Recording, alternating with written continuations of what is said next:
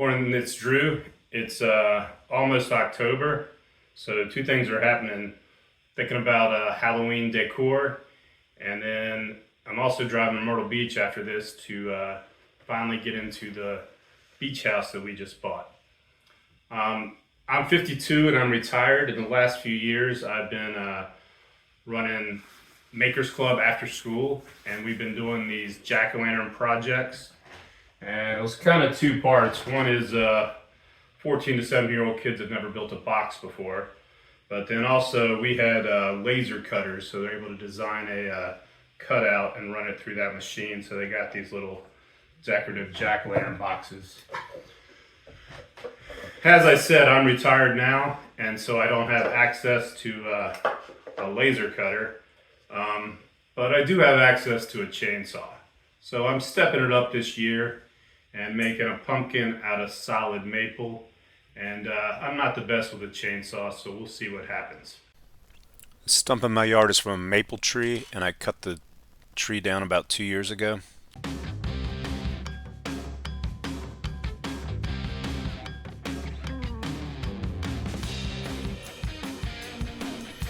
The saw is not cutting well.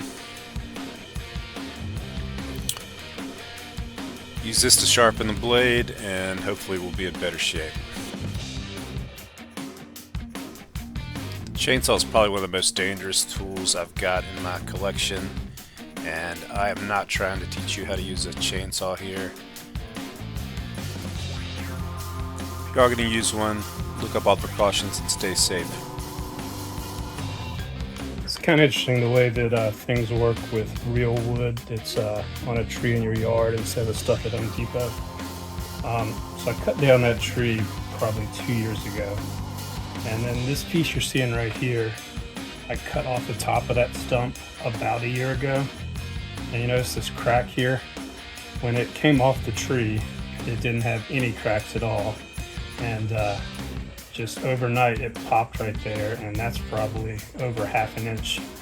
I split it right there, and then a pretty big crack right here. And then the rest of it is decent. You can see how those two pieces match up. So this one actually would have been higher than this piece, but this was cut off about a year earlier.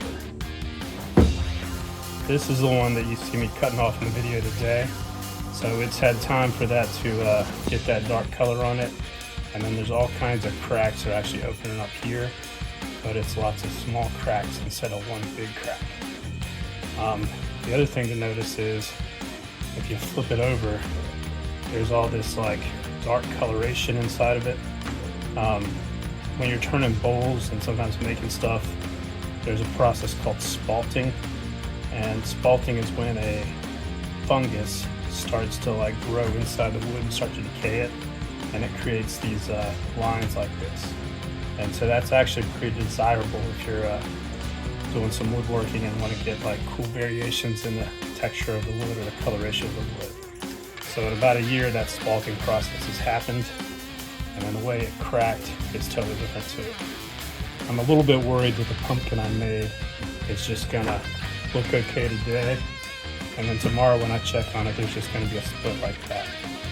It is taller, which might help it hold together, and it is drier because it's been sitting out there like 2 years since the tree was cut, but I don't have high hopes on it being intact tomorrow.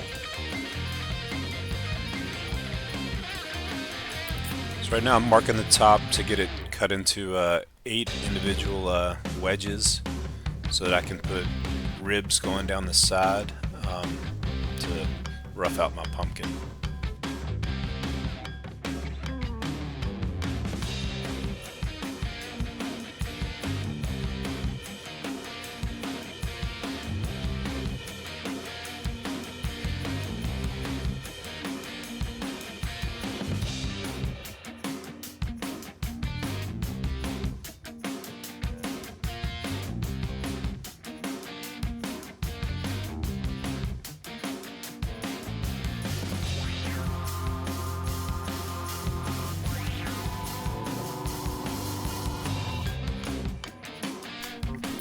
Switching to an angle grinder now.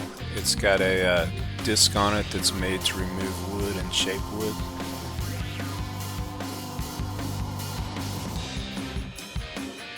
In the bark now.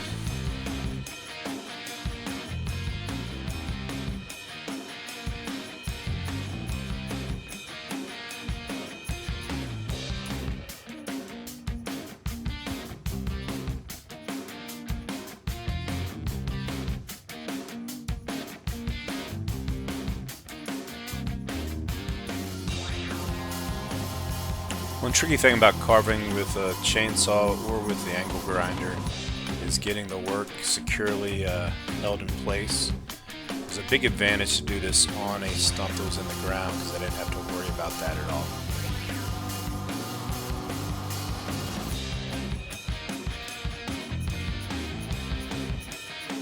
Here's a close-up of the tree. It's starting to take shape.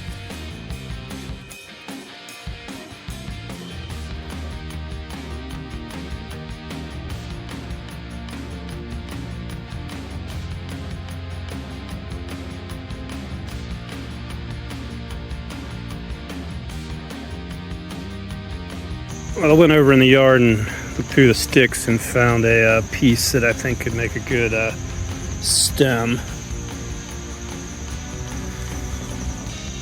Not sure how to fasten it yet. I could use some type of metal in the middle or some type of dowel system.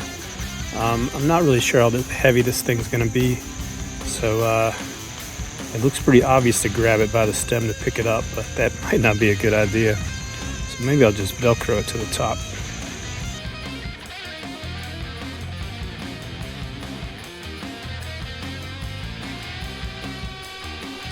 Here I'm cutting the pumpkin loose from the stump. Pumpkin kind of took a boomerang path here.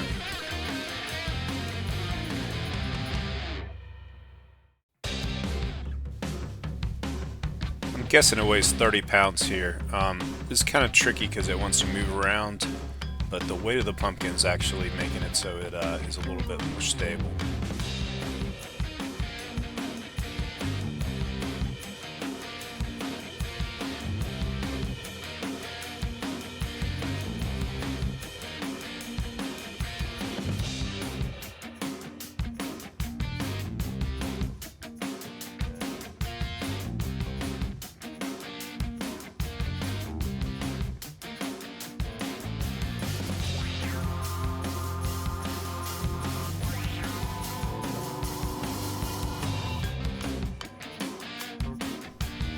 Here it is, ready for some finish.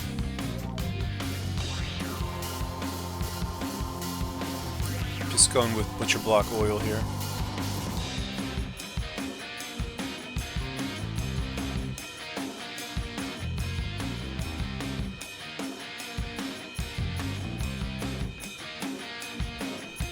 So I put a 3-inch screw about an inch deep into the pumpkin.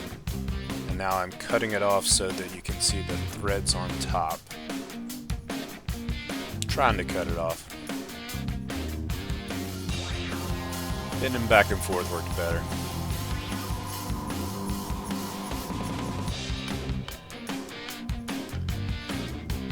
So now I'm going to take the stem and put a pre-drilled hole in it so that I can screw it onto that piece of screw that's sticking out of the pumpkin.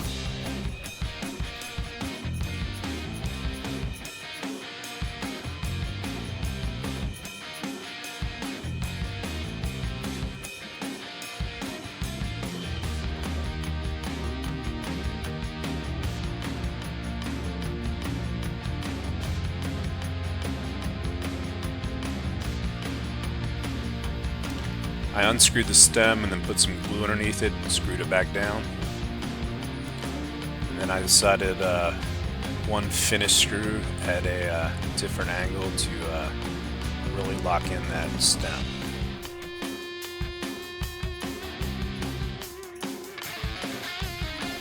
And here's your finished product.